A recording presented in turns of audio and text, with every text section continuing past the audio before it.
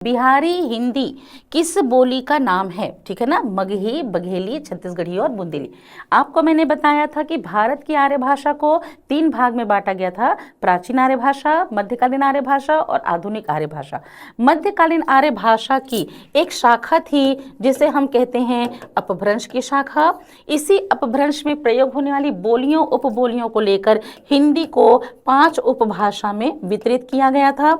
इसी 5 उपभाषा में आपकी पूर्वी हिंदी, पश्चिमी हिंदी, बिहारी हिंदी, राजस्थानी हिंदी और आपकी आती है पहाड़ी हिंदी। प्रश्न ये कह रहा है कि बिहारी हिंदी की बोली का नाम क्या है?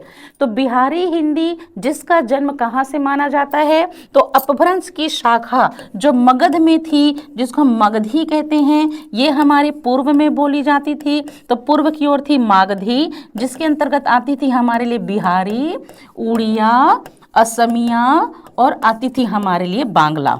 ठीक है ना, तो बिहारी, उड़िया, असमिया और बांग्ला, ये तीनों क्या कहलाती हैं? चारों क्या कहलाती हैं? ये मागधी अपभ्रंश की शाखा है। ये क्या है? मागधी अपभ्रंश के अंतर्गत आने वाली बोलियां हैं। अब यहाँ पर हमारे लिए आंसर क्या आएगा? ऑप्शन नंबर ए, बघेली और छत्तीसगढ़ी। इसके साथ में अगर हम अवधी को मिला देते हैं तब ये बन जाती है हमारे लिए आपकी कौन सी? पूर्वी हिंदी, है ना। और अगर हम किसको कहते हैं? बुंदेली को, तो ये हमारे लिए हो जाती है आपकी पश्चिमी हिंदी। अब पूर्वी हिंदी का जन्म किससे हुआ है? अर्धमागधी अपभ्रंश से हुआ है। पूर्वी हिंदी का जन्म किससे हुआ है? अर्धमागधी अपभ्रंश से हुआ है। बुंदेली जो पश्चिम की ओर शौरसेनी थी, वहां इसके प्रयोग देखने को मिलते हैं। और इस तरह क्वेश्चन नंबर 1 का आंसर क्या होगा? Option number A, Magahi.